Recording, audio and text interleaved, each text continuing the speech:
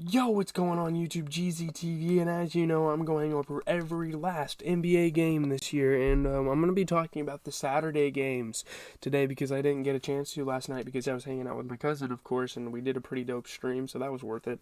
By the way, stream again tonight on Call of Duty GZTV Live on Twitch, all lowercase, be there, be square. 7 games yesterday, not that many games, but we're going to talk about them all right now. I kind of want to get into it. The Packers game is pretty much already started, so I need to rush upstairs and watch that game. But let's get into the Heat and the Kings. I don't know how the Heat lost to the Kings, but the Kings outlast the Heat. They win by 6. They win their first game of the Mike Brown era. You know, Mike Brown was the assistant coach for the Warriors for the longest time, and now he takes over as the Sacramento coach, and he finally gets his first win. Kevin Huerter played great, hit some three-pointers. First time this season they win. Keegan Murray hit some tough shots. Jimmy Butler was getting to the rim. Bam Adebayo was getting to the rim. Caleb Martin was passing the ball. And Malik Monk was making some tough shots for Sacramento as well. But let's get into the box score here. Looking at the Heat, Bam Adebayo, he put up 23 points. Absolutely phenomenal game for Tyler Hero last night. He put up 34. So damn, Tyler Hero. I really support Tyler Hero. I'm really rooting for him. So to see him have a game like that, it's nice. But I do think that Caleb Martin should definitely pick it up a little bit, being in their starting lineup. He put up 9 points in 26. Not trash, but definitely do a little better. Maybe put up 15 points and they would have won this game. That's all I'm saying. Looking at the Kings here, Keegan Murray as a rookie, he came out, played probably one of his best games of the season. He put up 22 points. De'Aaron Fox put up 17 points and 13 rebounds. I don't know if De'Aaron Fox has really had a terrible game this year. I think De'Aaron Fox is a damn solid player. But yeah, Kevin Huerter, 27 points. Absolutely phenomenal. Shout out to the Kings for getting their first win of the season. Warriors and Nets, another upset. I don't know how, or Hornets. Hornets. I don't know how the Warriors lost to the Hornets, but they did. Found a way. Hornets spoil Steph Curry's homecoming again. They beat the Warriors in OT. 20-point road loss to the Orlando Magic. Coming off that game, they were definitely motivated to come out and take care of business. Second night of a back-to-back, obviously LaMelo Ball, Terry Rozier not playing for them that game. And yeah, they just played with such pride. And when they won the game, Kelly Oubre was scoring on fast breaks. Jalen McDaniels was hitting shots in big-time situations. Draymond Green was moving the ball for the Warriors. So was Steph Curry, honestly. Kelly Oubre was hitting some shots. So that's awesome. I don't think the Warriors played terrible. It's just, I don't know how they lost this game. I don't know what it is. 31 points and 11 rebounds for Steph Curry. Maybe they can shoot the ball a little bit better. That could definitely be a talking point. But overall, individually, every player, I think, did their part. But, Jordan Poole put up 24 off the bench. He had 50% from the field. Pretty good there. Looking at the Hornets, P.J. Washington played pretty damn phenomenal. I've always been somewhat high on P.J. Washington. He's got a really good shot-making ability, 31 points. Gordon Hayward came out, put up 23 as well through 33% three-point shooting and 50% from the field. Off the bench, Jalen McDaniels played a damn solid game, 12 points and 11 rebounds, shot 40% from three, so that's good. Let's move on to the Pacers and Nets. My goodness, Brooklyn, how are you losing all of these games? We talk about the Lakers being dog shit, but you guys are just as bad as the Lakers. And I'm really looking forward to seeing if the Lakers can get their first win tonight. I'm not really sure about it, but yeah. Benedict Mathurin helps the Pacers beat the Nets by 9. Great game for him as a rookie. Career high. Tyrese Halliburton was playing well. Yeah, man, Benedict Mathurin being a good scoring piece off the bench for the Pacers. It's really nice. Kyrie Irving was hitting some shots. Isaiah Jackson had a couple good plays. KD on the turning defense into offense and just doing it all himself at that. Yuta Watanabe scored on the wrong basket, so there's definitely a Shaq in the full moment there, but I just don't know what's going on with Brooklyn. I mean, you look at the box score, Isaiah Jackson, 18 points, 10 rebounds. pretty good there. Tyrese Halliburton, he put up 26 points, and he shot 60% from the three-point line. I mean, my goodness. Benedict Mathurin, absolutely spectacular off the bench, so efficient. 32 points in 33 minutes. He shot 67% from the three, 50% from the field. Looking like a damn beast out there. Looking at the Nets, Kevin Durant put up 26 points. And Kyrie Irving put up 35. That's really it. Nicholas Claxton, again, I'm giving Ben Simmons the benefit of the doubt. I just think that Nicholas Claxton isn't really the strongest big man in there for the Nets, so it's kind of unfortunate. You know what I mean? It is what it is. 76ers played the Bulls. Joel Embiid scores 25. He hits a big three as the 76ers beat the Bulls by 5. Yeah, man. Joel Embiid was pretty much the MVP for the Sixers last night. As he should. You know, they squeezed by with a win. Not really that good of a season so far for the Sixers, but these are games they need. The Bulls are a pretty solid team out there. James Robinson with cross-court amazing passes. Alex Caruso played some defense for the Bulls. Goran Dragic was passing the ball around. Zach LaVine was hitting some tough shots. So was Tyrese Maxey. So, pretty solid game overall, honestly.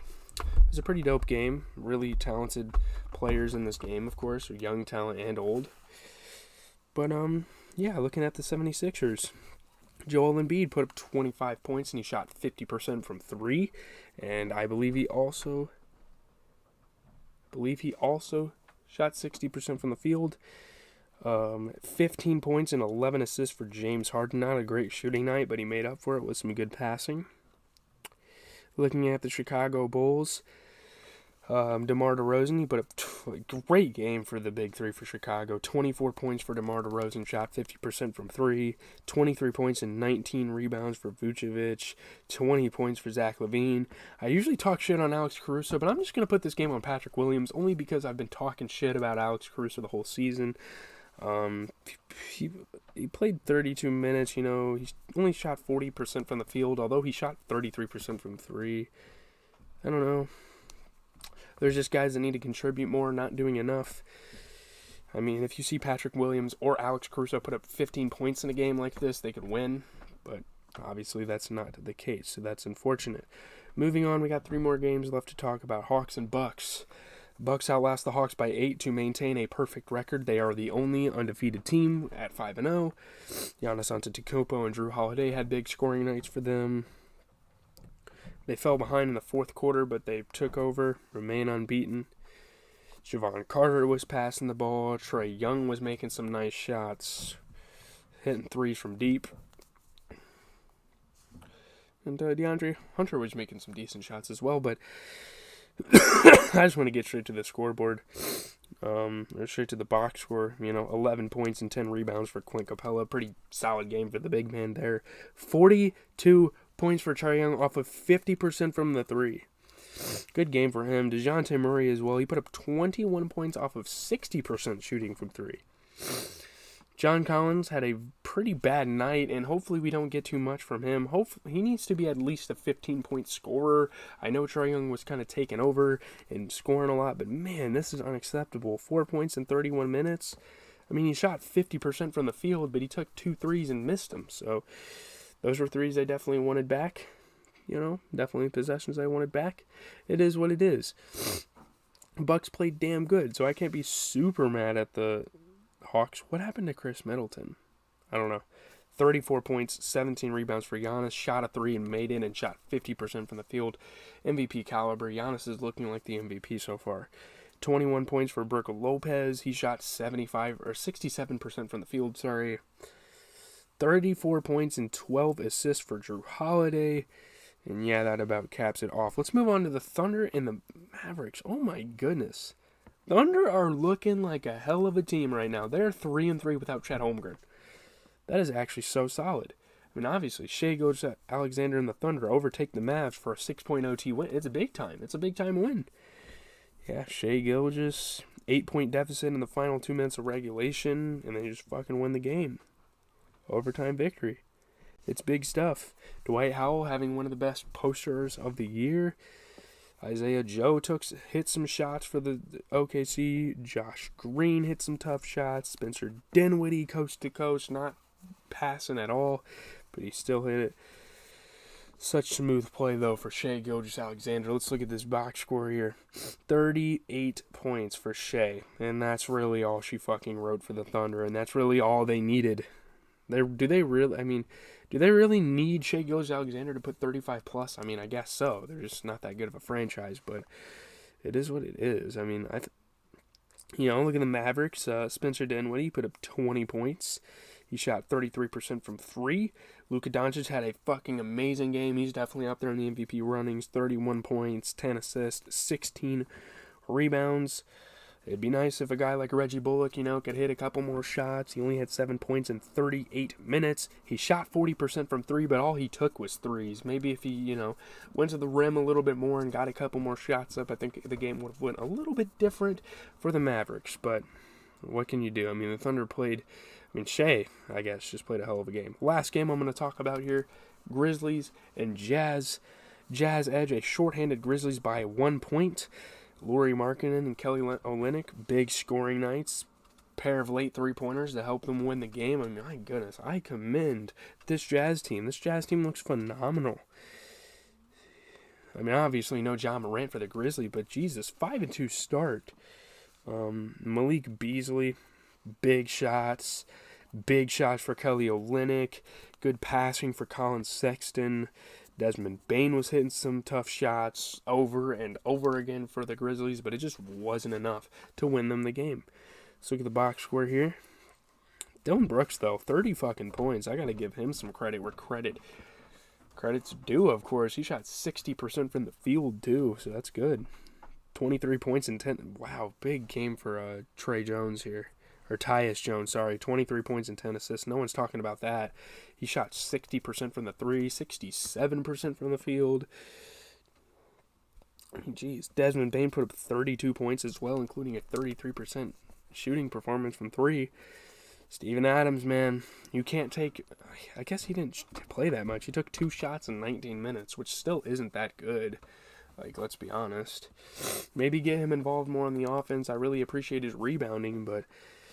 it'd help, for Steven Adams to maybe stay healthy, maybe get more minutes, maybe have more scoring opportunities. But it's GZTV. I'm out. I gotta go watch the game. I don't even know if I want to do my fucking homework tonight. I probably will get a pretty decent chunk done, but it's kind of boring. But it is what it is. It's stuff you gotta do. Catch me on Twitch probably around 10. I'll probably watch a decent amount of the Packers game until it gets bad, which I know it will be.